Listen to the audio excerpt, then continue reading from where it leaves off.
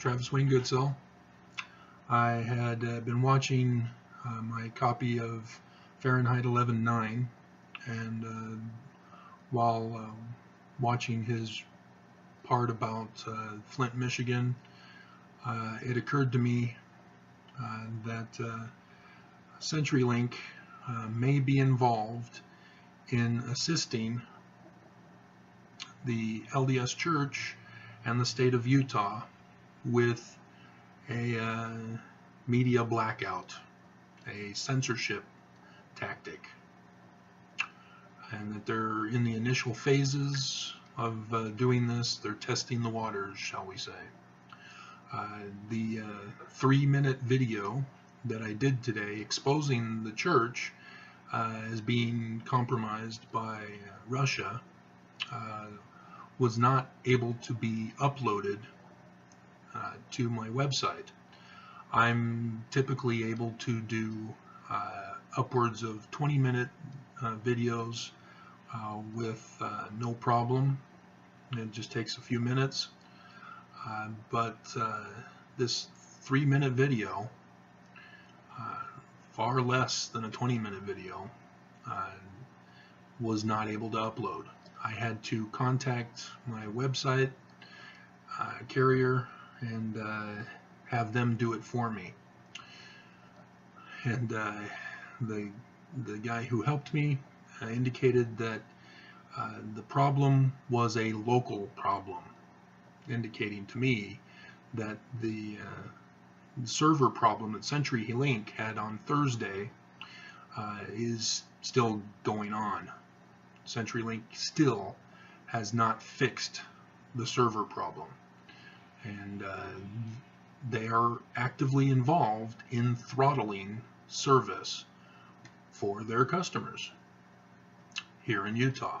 Other states were involved. When I called the central hotline number for CenturyLink, the woman told me that her area also was affected, but they had finally fixed their problem.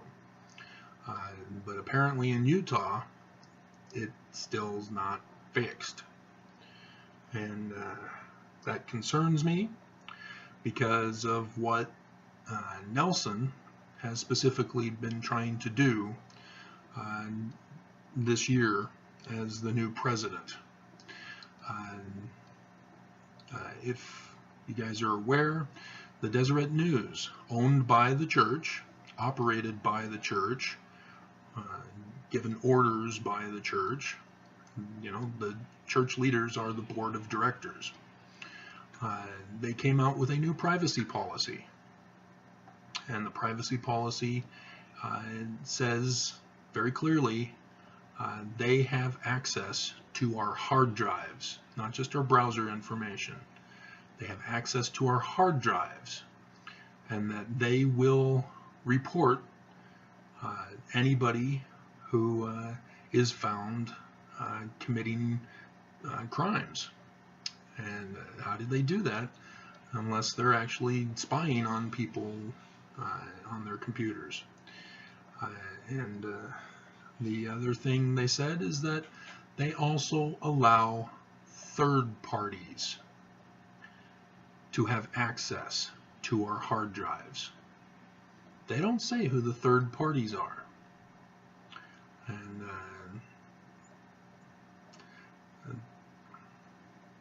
remember, Nelson in April conference announced they were going to build a temple in Russia,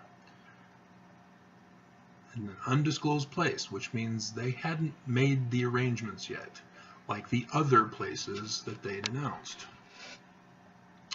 Which means, if you know Russia, if you've seen the video I posted today, it means that the church is compromised by Russia.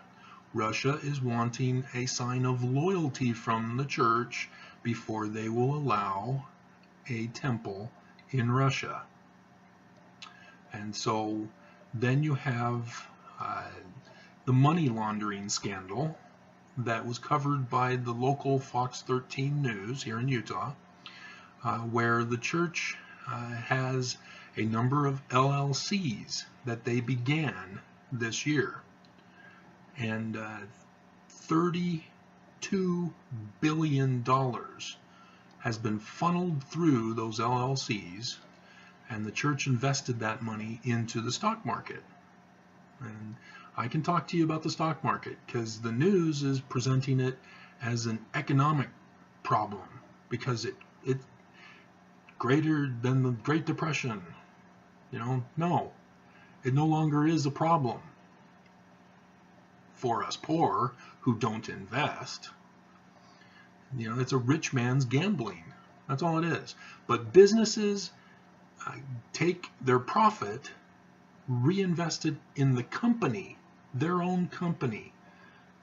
Pete Rose got busted for betting on his own team. Businesses are betting on their own companies in the stock market. And when they put the money into the stock market, the stock prices of their company automatically go up. So they bought low, and then it goes up. What happens when it's up? They then decide, hey, I think it's time we start selling. They sell, and the stock drops for their company. They're the ones who are buying and selling in their own company.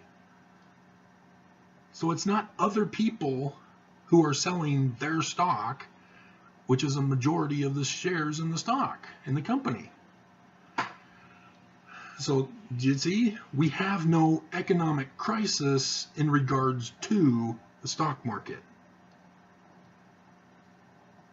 It's just businesses fooling around, making lots of money right here before the Democrats take office. Oh, hold on.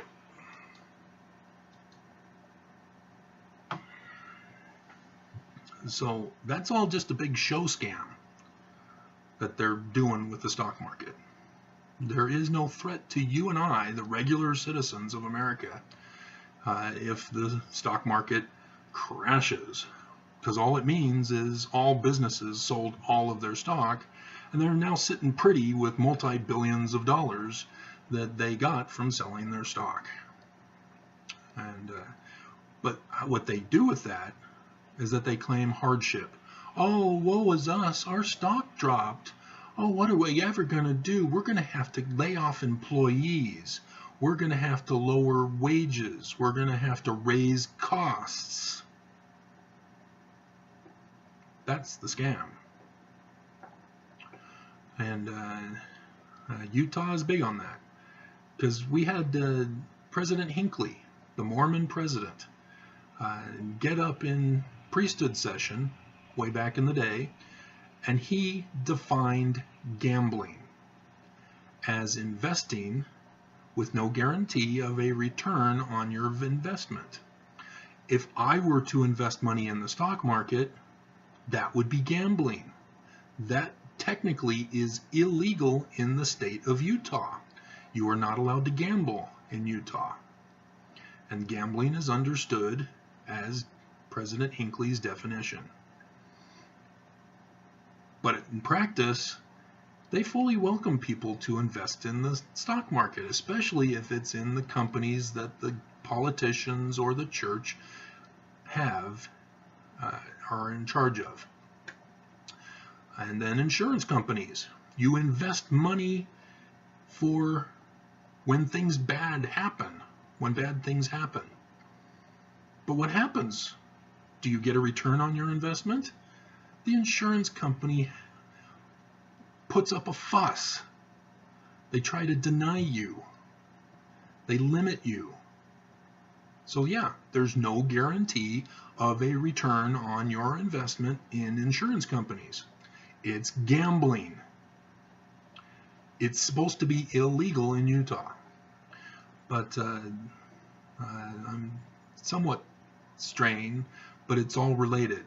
Because what's going on in Utah is a censoring of these kinds of problems. The news, the Deseret News, and now the Salt Lake Tribune are all owned by the church, and they're not covering the important issues, the news. You know, they have their own version of the news that they're presenting with their bias. And so, only issues that get national attention do they then are forced to cover it, because Utahns are able to go to other sources for this information. And if you'll remember, Nelson also in the April conference came out and told people, do not trust the news. I got the clip. I was going to do a video, I was going to do my video this morning with those clips also included, but realized it wasn't necessary. It could be its own clip. So I've got his direct quote.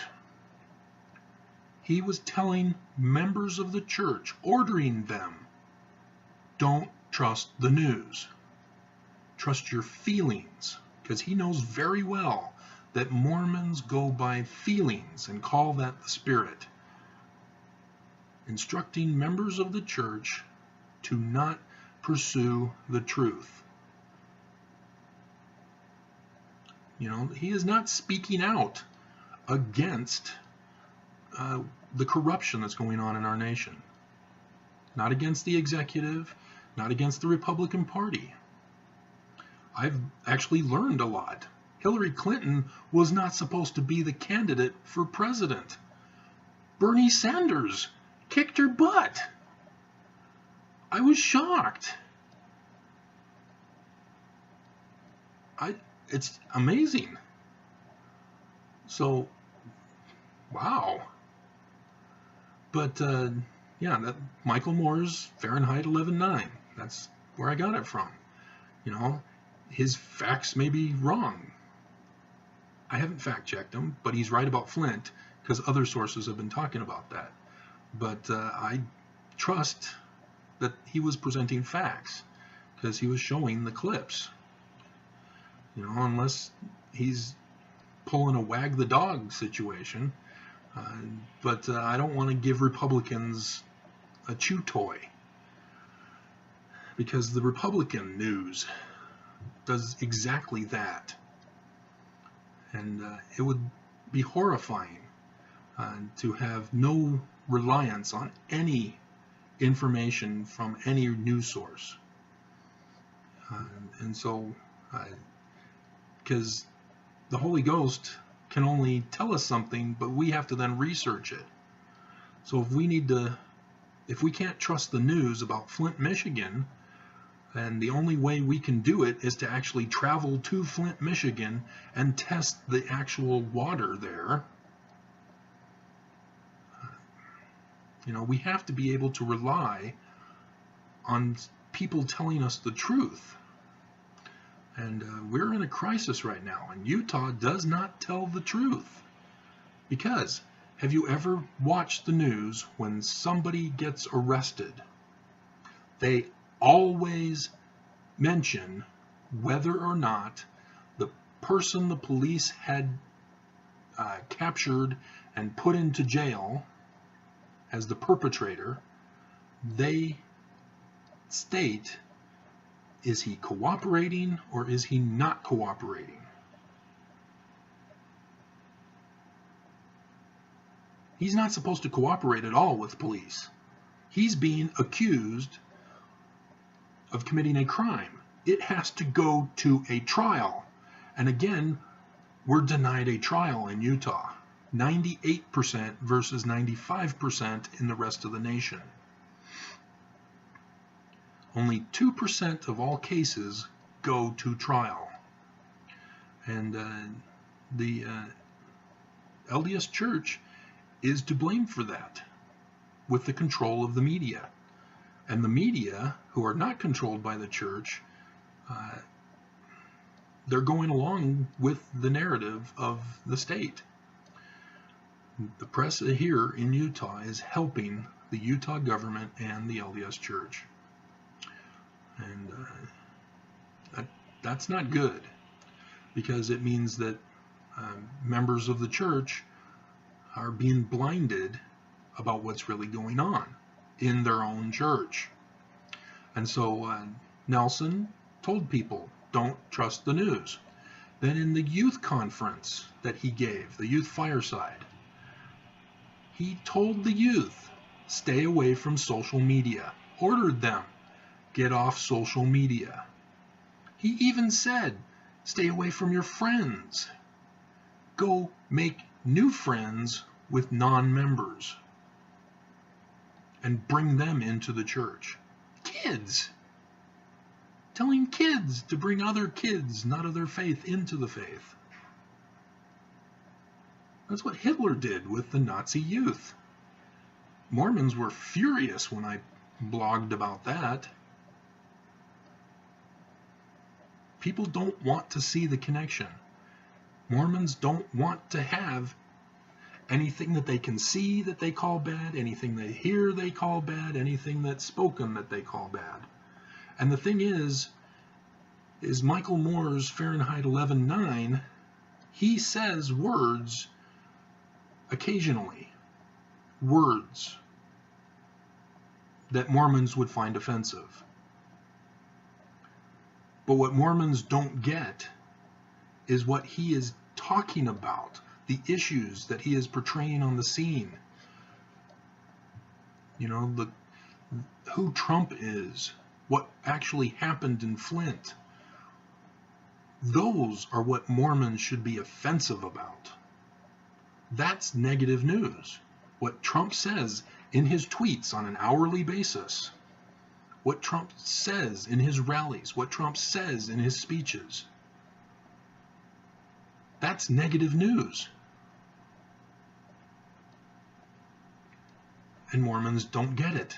They want to hear that because he's not saying words that are bad. He's not dropping the F-bomb. Because if Trump dropped the F-bomb, he'd lose the Mormon audience.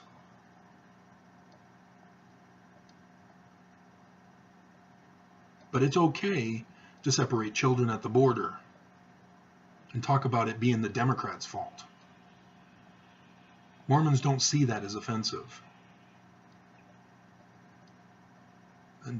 And so, yeah, that also the LDS Church earlier, I think it was involved in last year, but this year, the LDS Church wanted the Utah legislature to ban people from recording on cell phones.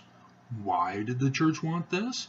Because the church got exposed by parents recording bishops in their secret private meetings, interviews, of being inappropriate with children in those interviews. And so now the church, in order to cover that up, wanted the banning of cell phone recording. Because the bishop can't say, you can't bring your cell phone in here. He can say, we don't allow recording. You know, the church is getting exposed because of recordings, and they're wanting it silenced. And so they went to the legislature to ban recording on the cell phones. But they apparently failed. The Utah legislature couldn't go through with it. And as a result, the church had to cave in and now require or allow a woman or a child to have a witness with them in the bishop's interviews. And, you know, what about men? So they didn't quite fix the problem. They were just putting a band-aid to pacify this Protect LDS Children group. And yeah, I think that's the major thing, is that the church is trying to censor everybody. They're pulling a Fahrenheit 451. And if you're not familiar with Fahrenheit 451, it's about a futuristic society where firefighters are the police. And when there's a report of books, the fire department is sent out to burn the books. Books are illegal. Books were banned. And in the 60s version of the movie, you also realize that they replaced books with a state-run TV, and it was brainwashing. It did not have news other than reporting of books and they're being burned, and that the people who had the books are traitors to the country, and thank goodness for the fire department to catch these criminals and burn the books. And then they also included in that movie version the overuse of drugs to control behavior. Psychiatry. They didn't indicate psychiatrists were involved, but the use of drugs to control behavior was prevalent and well understood in the movie. And so that's what they're doing here in Utah. Psychiatry reigns supreme. They control everything. And drugs are passed out. Mormon women are the highest per capita in the world on depression medications. We have our own water problems. Almost yearly, some city in Utah has a boil notice, where you have to boil your water before drinking it.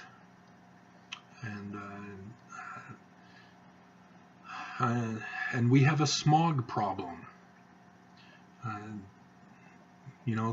The news, they use other words than pollution, than smog.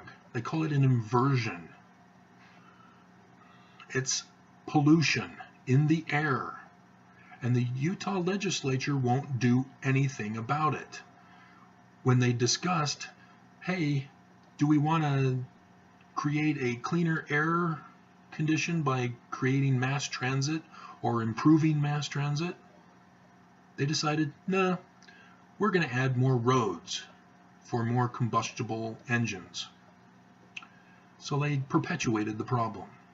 The church, Bob Dole, went to the church leaders to give his environmental inconvenient truth lecture, and the church leaders wouldn't meet with him.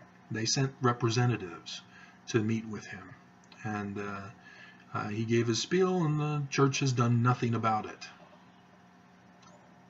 They're not going to do anything about it. We are being murdered here in the state of Utah. My sister had 4 or 5 boys, all with autism. And now, though it's a psychiatric diagnosis,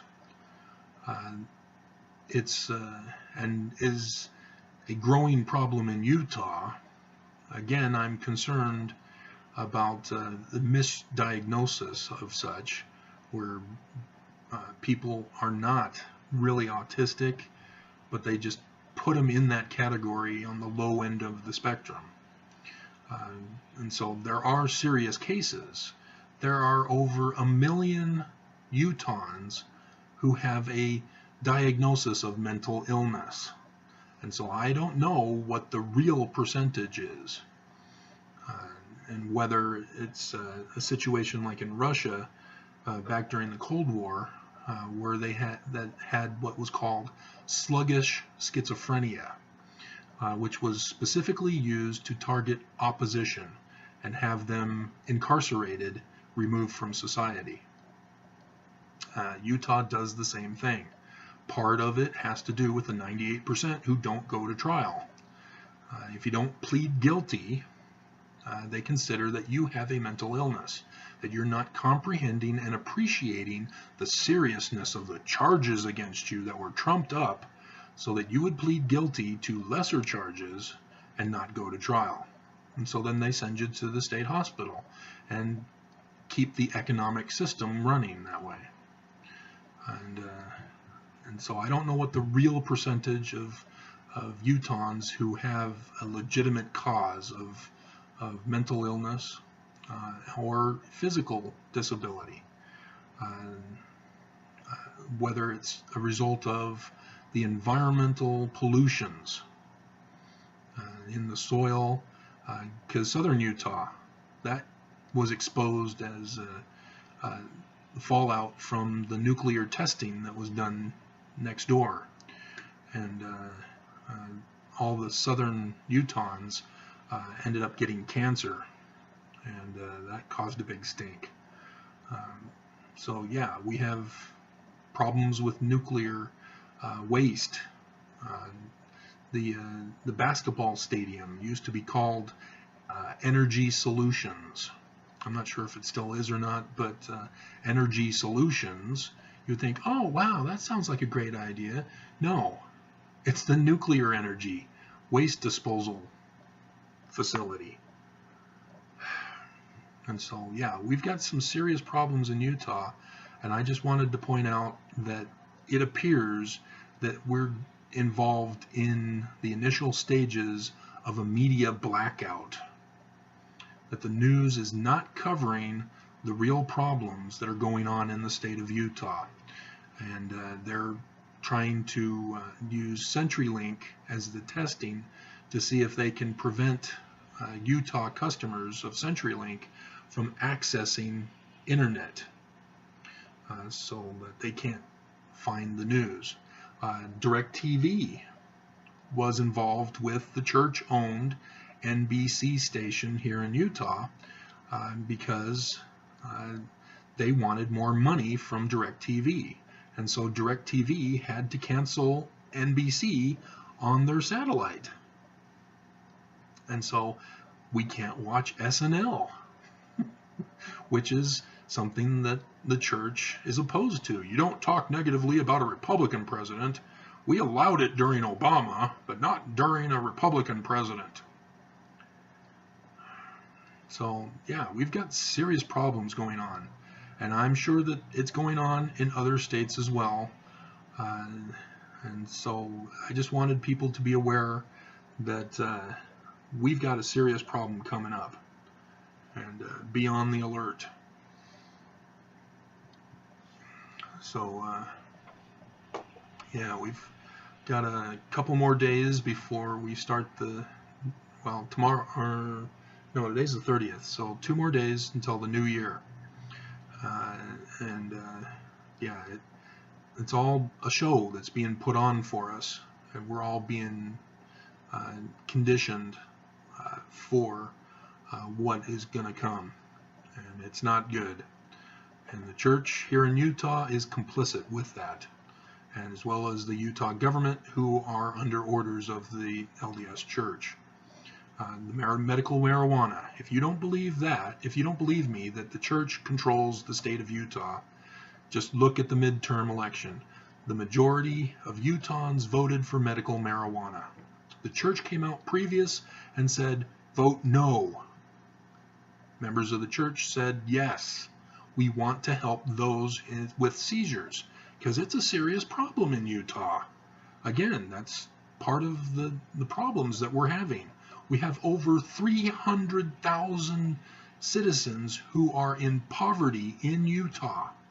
I didn't get that number from the state of Utah. I had to go to the federal numbers and figure out how much or how many are poor in Utah, because Utah will not present those numbers.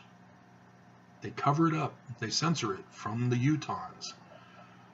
And so, yeah, they're censoring the number of those who are mentally ill as well. And we've got serious major problems, and it's going to get worse because they're setting up for something. They're killing us off just like they did Flint, Michigan. But this time it's the whole state of Utah. They're escalating things. So be careful of your state and what may happen there. You know, look at California. they've been burned to the ash out in California. Okay, I'm losing my voice now. All right, so 30 minutes, I'll end it there. But yeah, be careful. Something's happening, and it's weird, and suspiciously weird. So we got to stop this. Somebody's got to stop it.